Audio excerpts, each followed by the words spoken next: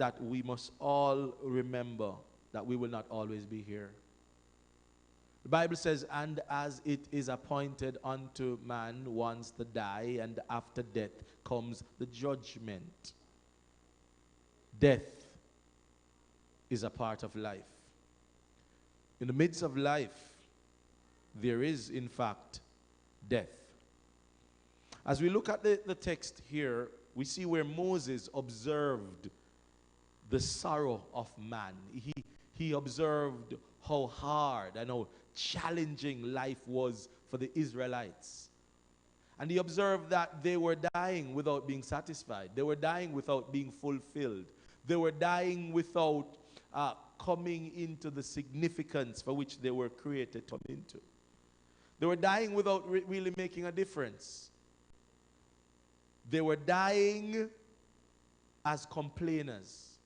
They were dying as persons who were constantly grumbling and murmuring. They were dying. Psalmist Moses in this text said, Lord, you are our dwelling place throughout all generations. In other words, every single generation you are there. Every single generation. He said, you turn people back to dust. You know, from dust we came, to dust we will return. Friend, that's reality. Moses was seeing a whole heap of people are dead off. When he looked at who left Egypt with him, and at this point, many of them were no more. I'm certain they believed they would have entered the promised land, but they didn't. They died. Last week, I visited the hospital, as I shared at the early service, and I visited 2 members.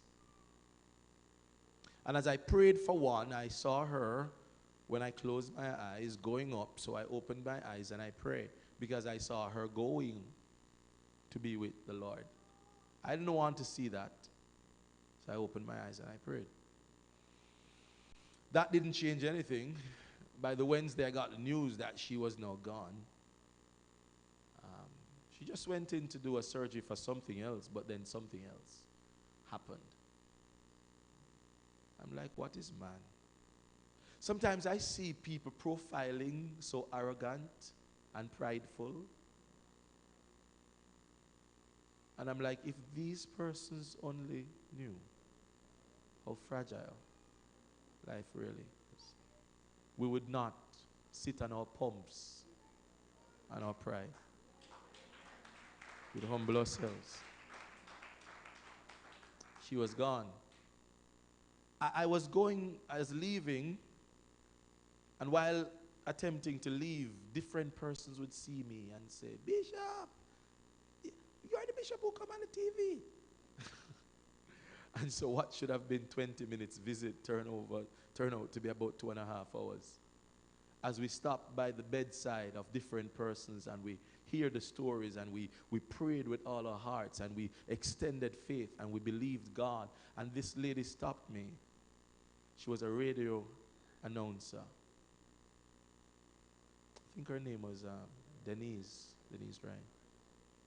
And she started telling me that, about a month ago, I just felt dizzy and I sat down to catch my balance, but the balance wouldn't come, the dizziness wouldn't leave, and I realized things weren't normal. I called someone to take me to the hospital, and that's 1 month ago, and I'm still here. She said, I've got a tumor here. And we prayed, and her sister was there, and sister said she felt the fire as I prayed, and I felt the fire too. I'm not sure what happened, but I know she died. I got a call Monday morning as I got up from this gentleman who came here and he preached that there's a cow in your backyard. Don't know how many remember that. They'll not always be here. And so many times we have the opportunity to say the right things, to encourage them, to let them know we love them, to let them know we appreciate them, to affirm them, to be kind to them. But sometimes we are upset.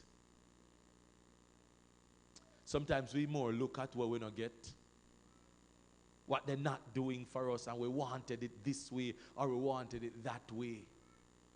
But I want to bring your attention on this Mother's Day to say to you that your mother will not always be here.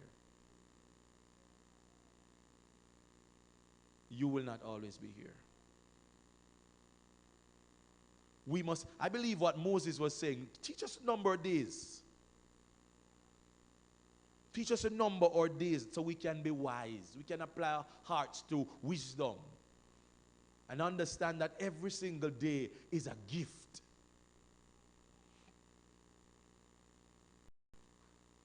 A gift that should be treasured. A gift that we should use wisely. You say, but my mother this, or look how your mother operate, and look for my mother. She's not even this, she's not even that. Let me teach you something. I used to operate in a way where I did a lot of comparisons. And I know we were told that all men were created equal and everybody is equal. Everybody not equal.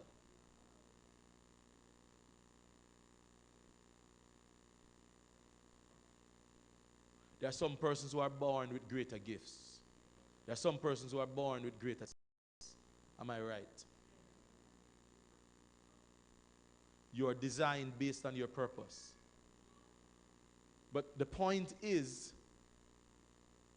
some of us were born in some cultures, some environments where it's never nice. And I shared with the early service, I share with you quickly that my parents, I give God thanks for what they have done in my life. They did their best. My mommy did her best. And I thank God for my mother. Why am I saying that? Rev, my grandmother was a maroon, real maroon, lived to be about 103. Real maroon, rough. We used to go to the country and they would beat the coffee in this wooden mortar. Yeah. And we'd look forward to those times, you know. My mother's mother, my grandmother, got pregnant with her in her teens, early teens. Don't think she was ready. But that's life. My mother, when they were coming up, a woman here turning up on me. Good on. Good on.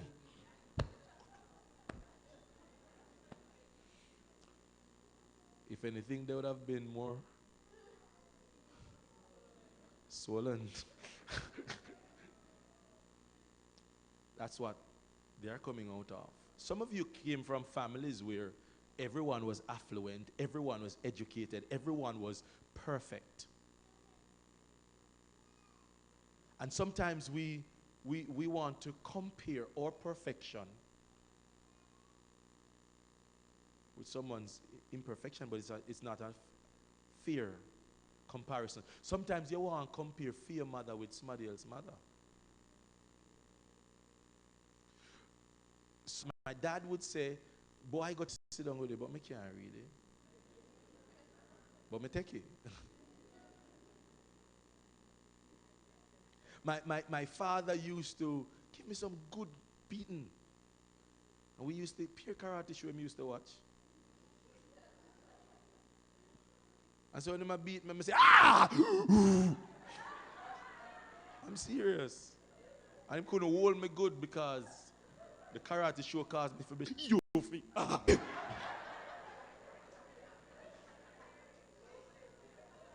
1 hour pass. And I'm sitting on the chair, listening to lectures, listening to why, listening to what children end up in a prison, and none of them are going to bite off my ears. And sex,